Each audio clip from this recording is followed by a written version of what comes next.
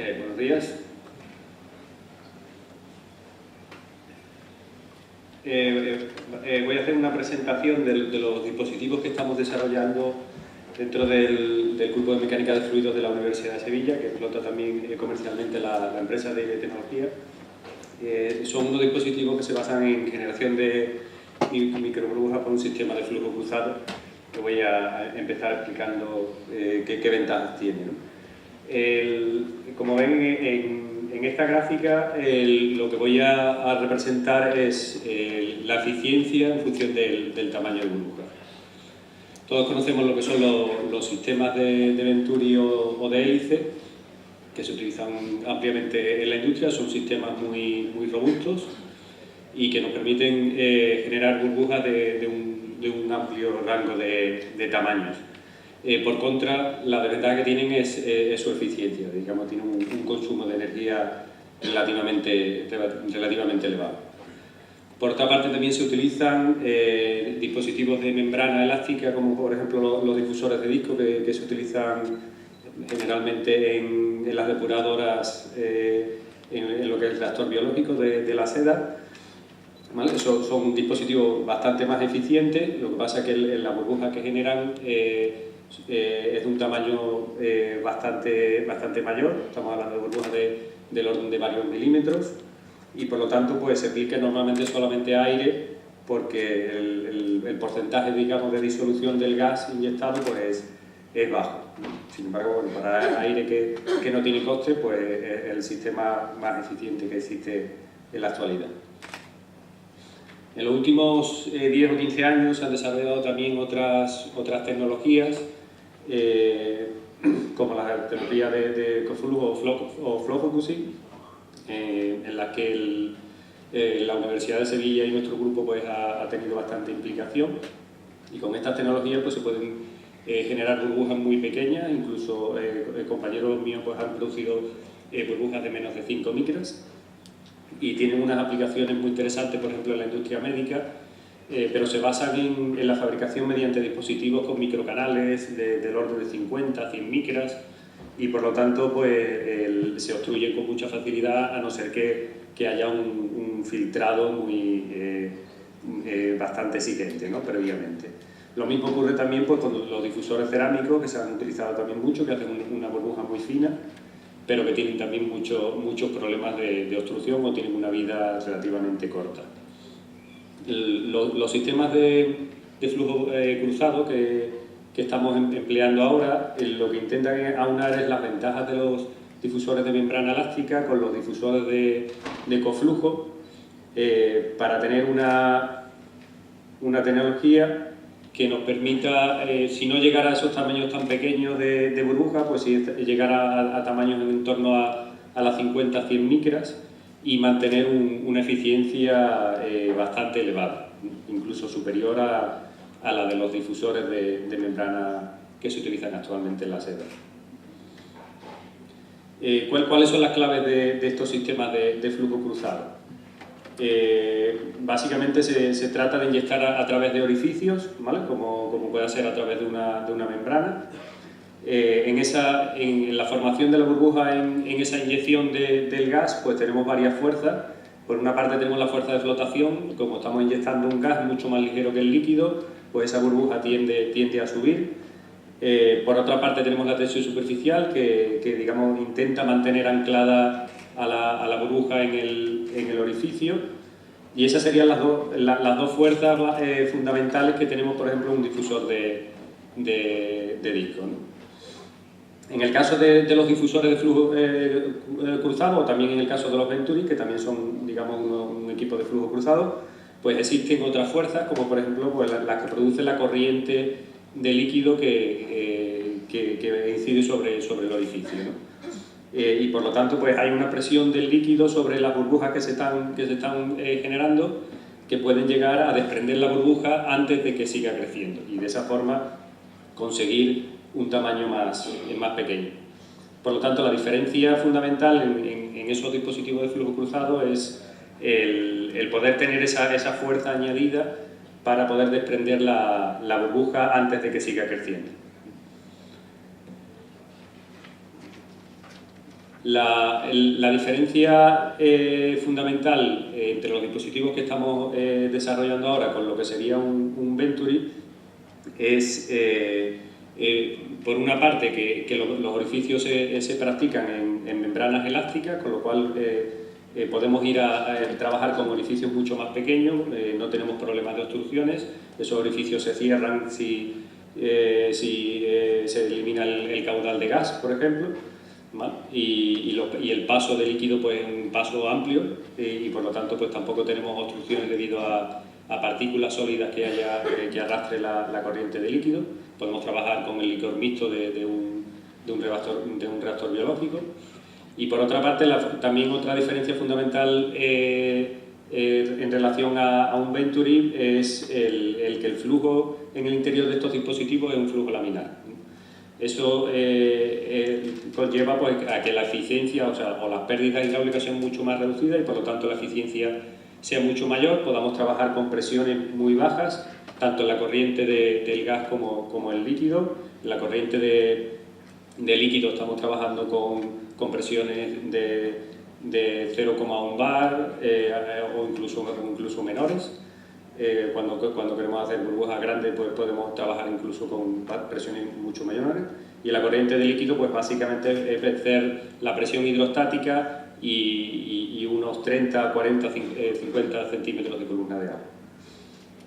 Por otra parte, el hecho de que el flujo sea laminar pues nos permite controlar muy bien el rango de tamaños que podemos producir. O sea, a diferencia de un flujo turbulento donde la burbuja se va a ir rompiendo y vamos a tener unos tamaños muy diversos, en este caso generamos burbujas con una dispersión de tamaño muy reducida, del orden de un 10%.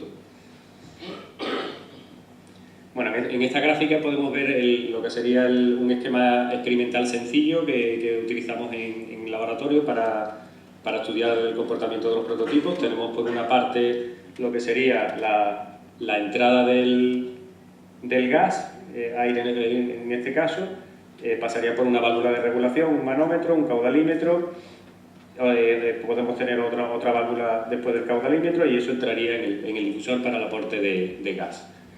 Además, vamos a tener también la corriente de agua, lo que va a producir el flujo cruzado, pasará por una válvula de regulación, un rotámetro y lo introduciríamos también en el difusor. ¿Vale? Bueno, en esta imagen podemos ver ya lo que sería una fotografía real de un pequeño prototipo. Lo que sería el conducto azul, que en este caso sería la entrada de agua, y este conducto de color blanco pues sería la entrada del gas. En este caso pues un pequeño dispositivo que hemos estado utilizando hasta hace un mes que produce burbujas del orden de 200 hasta 500 micras.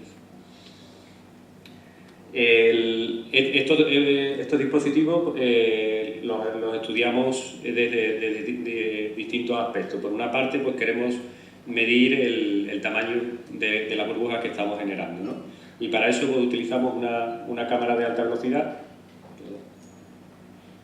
una cámara de vídeo de alta velocidad que ven aquí con su objetivo.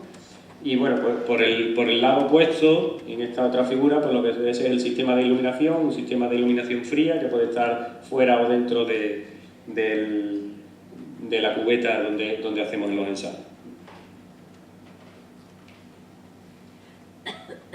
Por otra parte, también hacemos simulaciones numéricas para estudiar fundamentalmente lo que serían los problemas de coalescencia que nos podemos encontrar en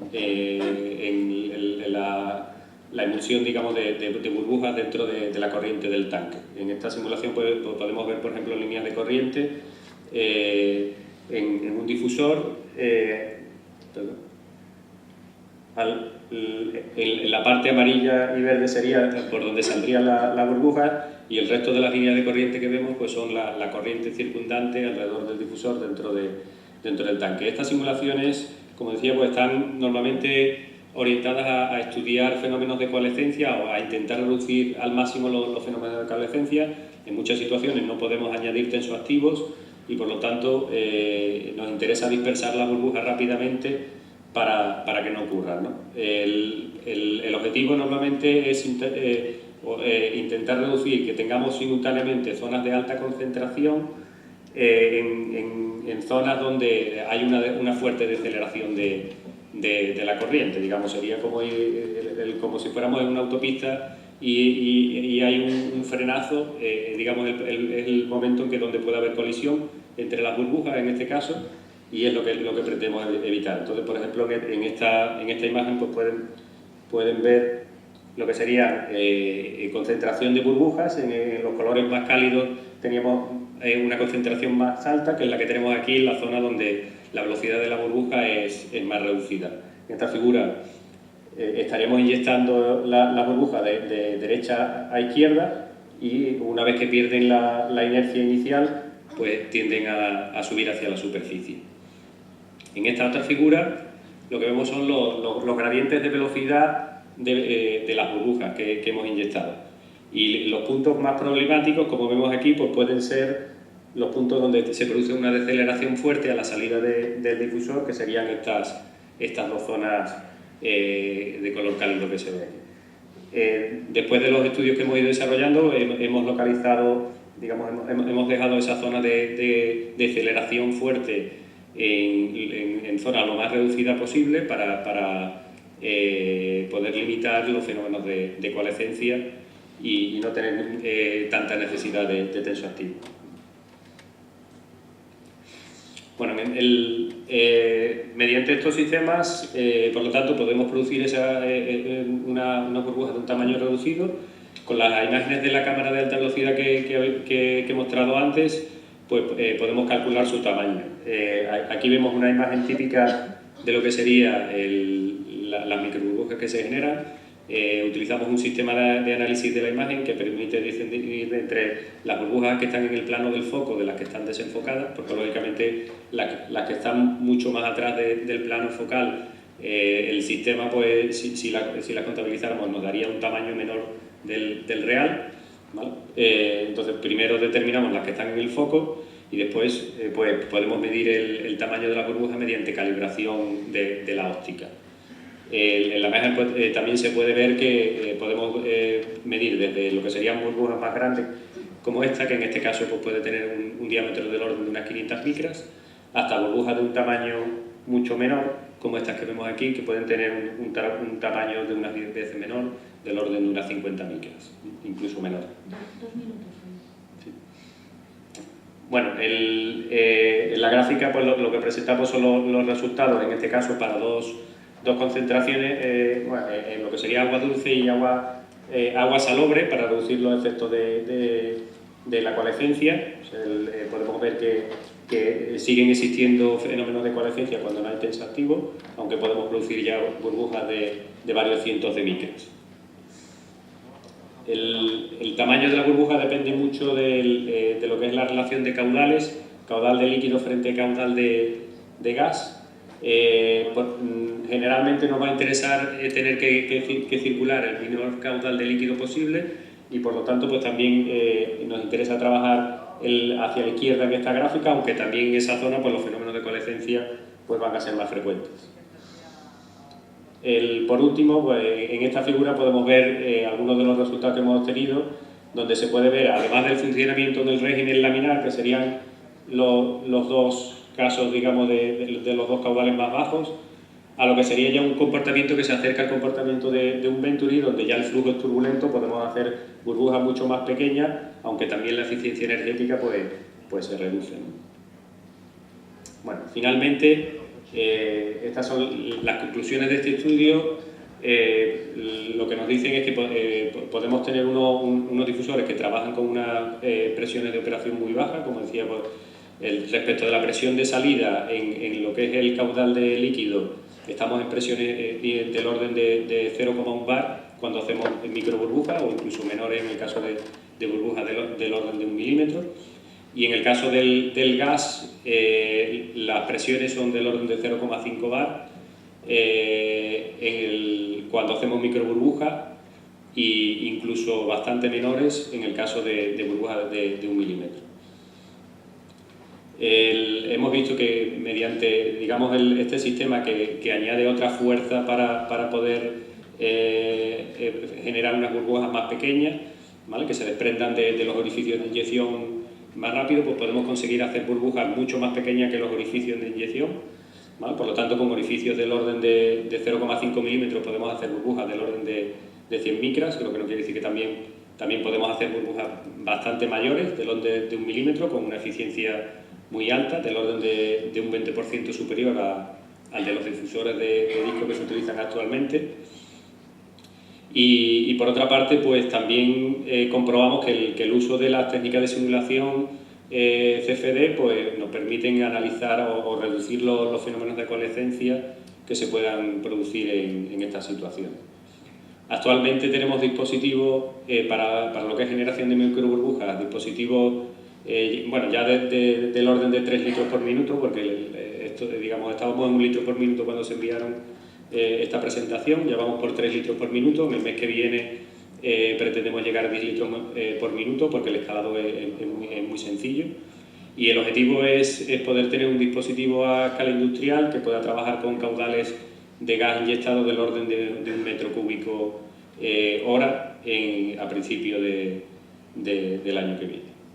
Y con esto termino. Muchas gracias.